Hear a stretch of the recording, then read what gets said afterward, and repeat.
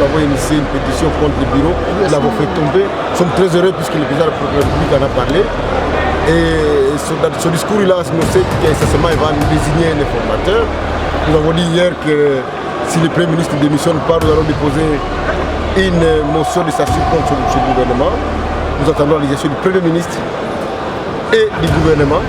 Et nous allons voir si les actions ou la vision que le président de la République a voulu imprimer va devoir satisfaire les besoins du Congo.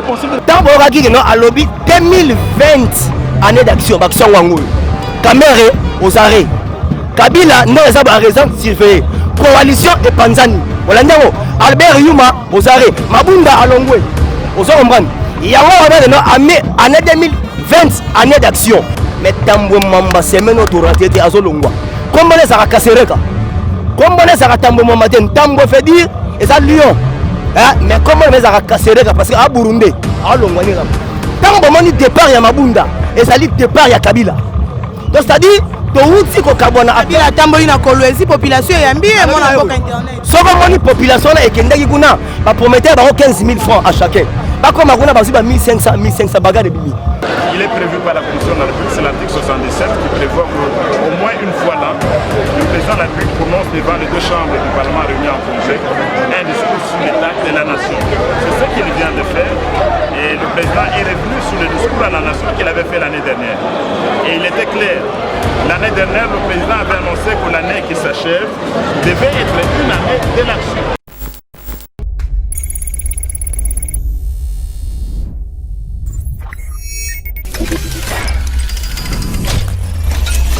Qui a été mené au Parlement. Et donc, sur base de ça, vous pouvez déjà présumer que nous ferons partie de cette union sacrée si le chef de l'État nous le demande. Que pensez-vous de l'état de diable que le chef a promis créer pour résoudre la crise de l'administration? Pas les photos, non, madame?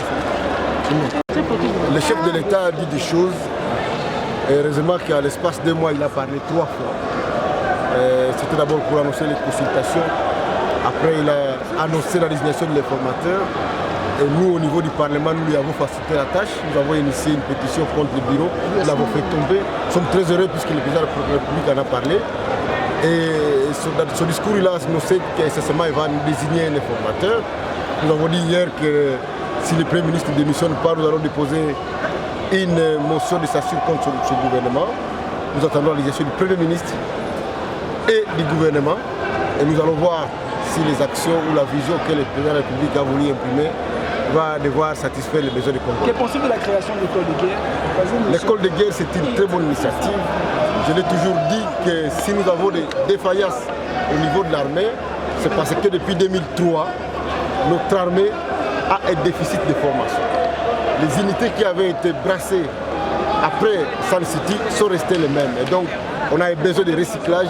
Et je crois qu'il est important que notre armée soit recyclée pour être capable de répondre aux défis de la guerre que nous imposent les ennemis. À ce stade, le président de la République a essayé de faire le nécessaire. Pourquoi j'ai essayé? Climat, il y a gestion. Écoutez-moi qu'il y a un ennemi majeur, coronavirus. Ce n'est pas au Congo. Exactement. Toutes les économies du monde basées à genoux. C'est un facteur important. L'instabilité du point de vue structurel entre ceux qui se réclamaient être majoritaires, qui soutenir vision, c'est aussi un facteur important. Mais néanmoins, le bilan est partagé, mitigé. Je vais m'atteler dans le discours il y a 6 minutes où lui-même il a reconnu que ce bilan-là de 2 ans et la gestion FCC cash et gestion d'Angouzala qui mitigée, puisque les débats n'étaient pas tournés autour du Congo, c'était autour des postes, qui va gérer, qui va être là. Donc le bilan est mitigé. Il y a des avancées pour la gratuité, il y a des combats pour la gratuité, il y a des avancées du point de vue sécuritaire à l'Est, il y a encore quelques poches de tueries entretenues par certains hommes de Kinshasa. Et à ce stade, le peuple est là pour lui dire, le président, que nous t'accompagnons dans la vision de pacifier, de remettre la paix, de relever l'économie, l'État et la stabilité des institutions. Ça, c'est un facteur important. Dans une perspective d'avenir, qu'est-ce que vous allez proposer au président? Donc, dans une perspective à venir, nous allons lui proposer de répondre aux besoins de sa population. C'est tout. Très bien, merci. D'accord. Il est prévu par la Commission de la République, c'est l'article 77 qui prévoit qu'au moins une fois l'an, le président de la République prononce devant les deux chambres du Parlement réunis en congé un discours sur l'état de la nation. C'est ce qu'il vient de faire. Et le président est revenu sur le discours à la nation qu'il avait fait l'année dernière. Et il était clair. L'année dernière, le président avait annoncé que l'année qui s'achève devait être une année d'élection. Le président a dit que sa volonté seule ne suffisait pas. Son engagement ne suffisait pas. Il y a eu des impondérables et qui n'ont pas permis effectivement au président de la République de... Bolalaki pongi mais bolamuki sikoyo. Beaucoup de na Lyon. Ça c'est votre M de serviteur internet. RFI de l'IDPS, papa satellite. Narata Yeba TV. Narofungola bino boy. Tant boraki que non à lobby 2020 année d'action baction wangoyo. Kamere aux arrêts. Kabila non ça ba raison surveiller. Coalition et Panzani. Olandiamo Albert Yuma aux arrêts. Mabunda alongwe. Aux comprendre. Il y a année 2020 année d'action. Si quand aucun a un discours à l'élo, pour pouvoir ma caméra en 2021. La 2021 maman te bandi baboula bien. Te bandi e baboula bien et puis si quand on a mis toi na 2021 maman na arrestation maman parce que tes pays ça déjà awa. Est-ce que l'installation est banda maman sala tribunal pénal international. Bon autant de batu ba kangama en désordre et puis na ebisio boy. Kola la muka déjà union sacrée to commune 315 députés. Oh tout au sommet na oh. Bazali ba lié à Kabila mais ba rejoindre camp. Batalini. Ezali en âme et conscience. Batali que au lieu de comme ba chômeur, ba dissoudre le parlement, c'est mettre une place majorité ezali. Kasi ba bibi no bochebe mo solo, to monde baba mo lié abi boche $15,000 pour na ko somba ba député. Et loko chef de l'état telemela en corruption. Na roye bisayo ha. Ezali conscience ezali. Parce que parlement de wana, parlement wana. Ezali ba nomaki bango ko nommé par Nanga. Parce que muto a dit que azwate ba nommé na ba dissoudre le parlement a comme chômeur. Na akende place majorité ezali. Asaleli conscience énorme. Yango moni akei. Olanda bisayo. Et puis prophète Ganaye moko ayebisa Fati Beto a pasteur. Tant azo sambela président lobi boy. Nzambe atali singai. Kena kibo continue ba bundiso mingi. Mais Nzambe alaksi ngai okobima majorité na parlement sans passer par ko dissoudre le parlement. Yango esalami. Asa pasteur Ganaye moko boy. Tant on peut Fati après ta serment ayaka pe azalaka invité yewana. Alors bor na biso eza Nzambe. Fati Beton, Fati Aigle, Fati Volcan. Mukwa Tombolo, Fati Mukishi. Zaba Moutou Zaba Valère. Olandiango. Fati Beton Tozane Awa. Nabisio, vive le nouveau Congo. Vive l'union sacrée pour la nation. Le monde peut présence ya Tambwe Mwamba, population Kangi. Abangaki parce que on a Azamu Yibi. Alors na rassuré que non yebango lelo. Sera Fati Abeti discours et Sili. Parce que déjà Toro Sepela. Mais Tambwe Mwamba semaine autoraté azolongwa. Comment les a casséré? Comment les a Tambwe Mwamba Tambwe fait dire et ça Lyon. Mais comment les a casséré parce que à Burundi, à Longwani. Tambwe moni départ ya Mabunda et ça dit départ ya Kabila. Donc c'est-à-dire to ko kabona Kabila Tambwe na kolwezi population ya mbi et mon aboka internet. Soko moni population na ekendaki kuna ba promettait ba 15 000 francs à chacun. Ba comme kuna ba 1500 bagarre de bimi. Et puis soko moni mutu akena kolwezi. Soko moni mutu akena kolwezi akeko déclencher guerre. La guerre est déstabilisée Congo. Ça vient de là, de Colosie. Et ça Colosie na Kamina. On l'a dit. Soit on nous taqué kuna, c'est que a préparé guerre contre pays.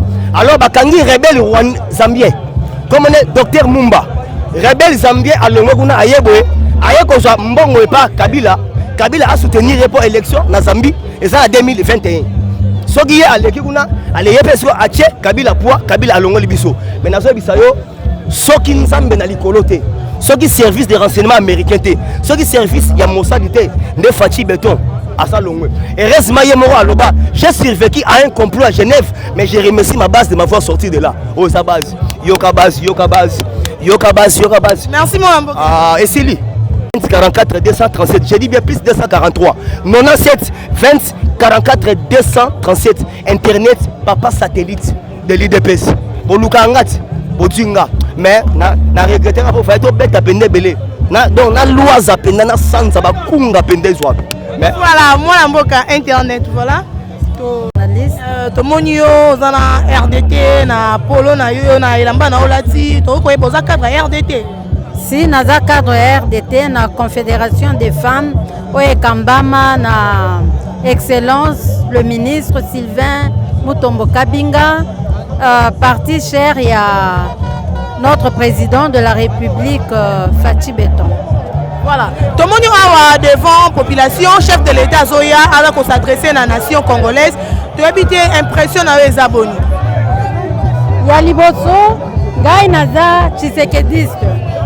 Journée et bandaki na commémoration et à date de naissance, il y a notre icône Étienne Tshisekedi, la paroisse Saint et paroisse Christ Roi, Oya Kasavubu.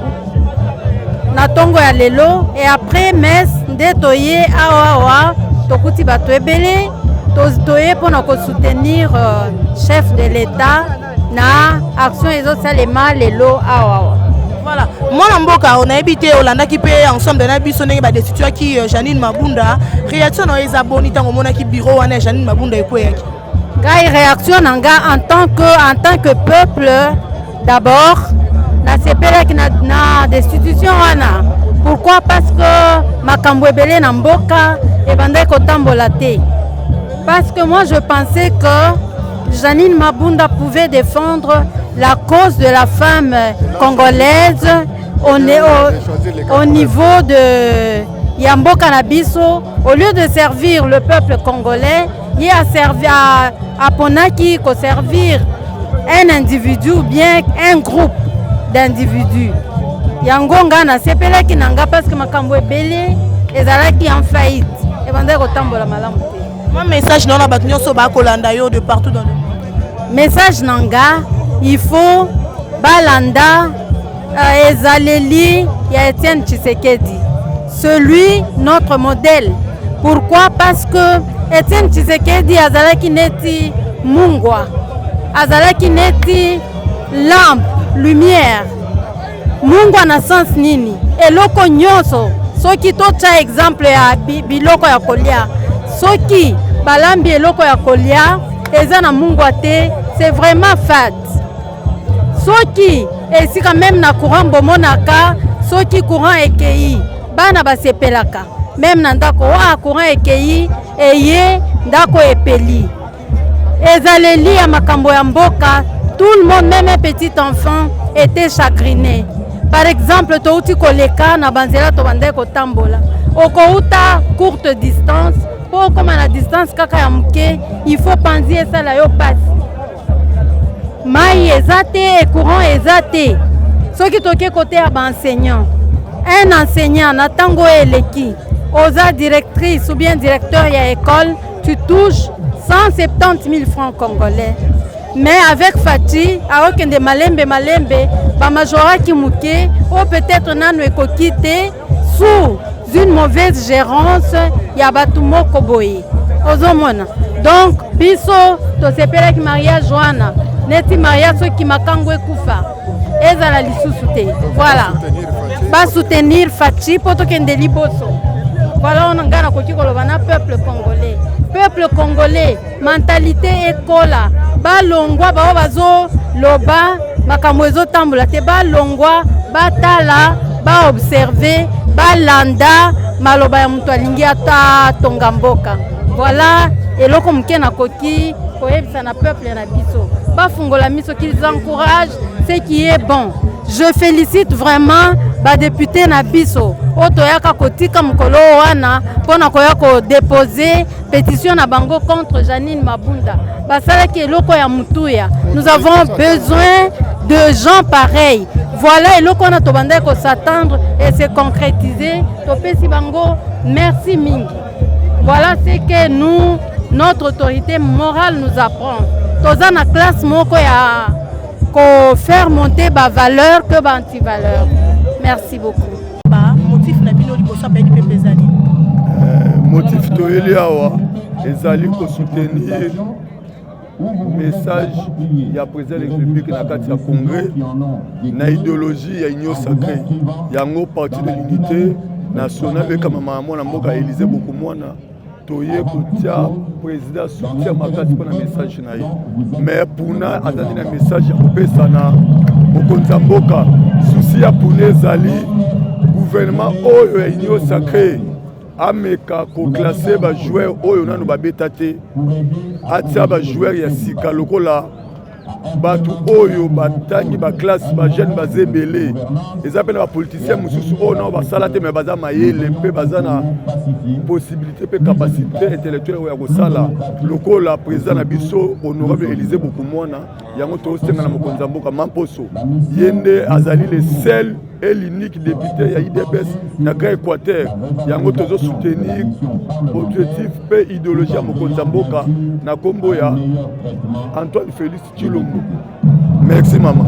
Bongo bino na puna tango qui message ya bureau Kokweya, bureau Assemblée nationale Kokweya. Pas na bino réaction na bino ezaki ndenge nini? Bon réaction na biso toyebaki ke bureau Kokweya po président national na biso Élysée Bokumwana azali moko ya baye oyo babundi etumba po bureau oyo ya mabe kweya azalaki na kati wana toyebaki ke président na biso loko azali na Jean-Marc Kabundi na Okise Kabuya na kitenge yesu ya président Fachi na Élysée Bokumwana bakotikala kolonga te yango wana lokola président azalaki wana mpe asalaki makasi bureau ekweyi biso tozalaki na biso sipi te toyebaki likambo avant.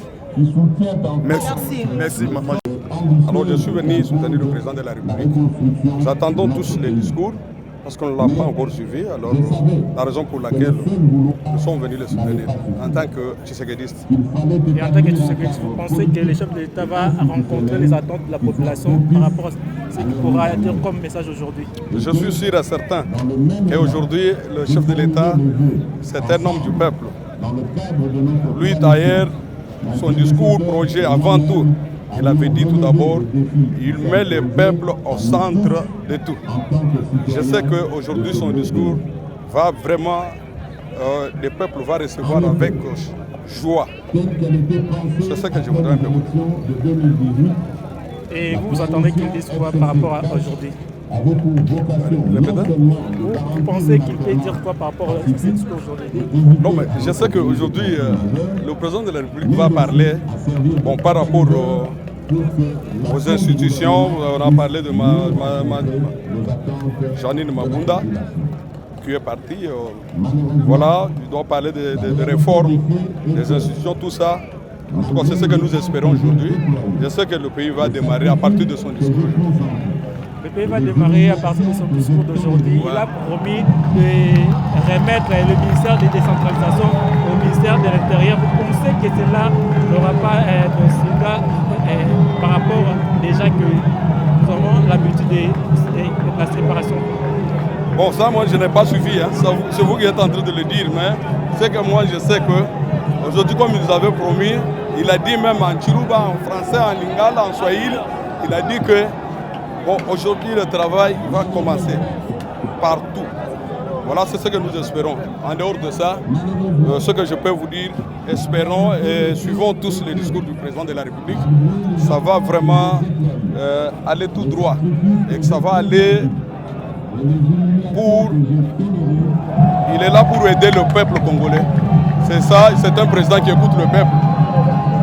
Parce qu'il avait dit que non, moi, je suis le président du peuple et il doit respecter les institutions bien établies, voire même la constitution de notre pays.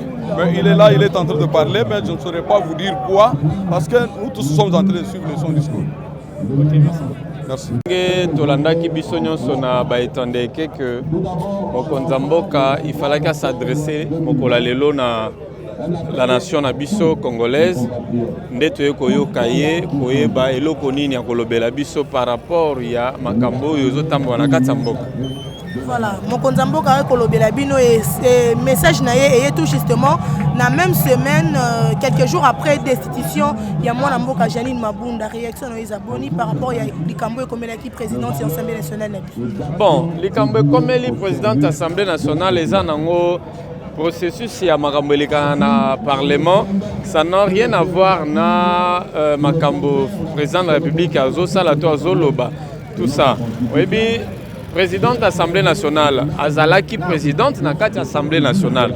Et le président Azali en dehors, il y a palais du peuple to en dehors, il y a Assemblée nationale ndenge ma komi zoloba keno Azali redevable te liboso na bango. C'est-à-dire ye Azali wana lokola garant il y a bon fonctionnement et institution nyonso mais présidente o ya longwe alongwe ndenge ba ndeko na biso ba député ba sepela ki te na gestion na ye ba monique façon na ye ya ko diriger na kati ya assemblée ezali malamu te alors ba tia ye mopanzi donc ezali bongo voilà message na ba nyonso ba kolanda o de part bon na bandeko nyonso bazolanda ngai na lobika ke topesa confiance na mokonzi ya mboka ndenge tozolanda na mwa moke auti koloba azoloba bien que non a toléraki makambo ebele ba humiliation ya mingi mais cette fois-ci naza déterminé ensemble na bino peuple to avancer tokele liboso donc nakoyebisa bango kaka bapesa confiance na mokonzi pe ba bipesa pe confiance puisque mboka ezali ya biso soki totikeli bapaya en tout cas cette fois-ci na bandi ke bakwa sujetir biso et même bakokunda biso donc totelema likolo.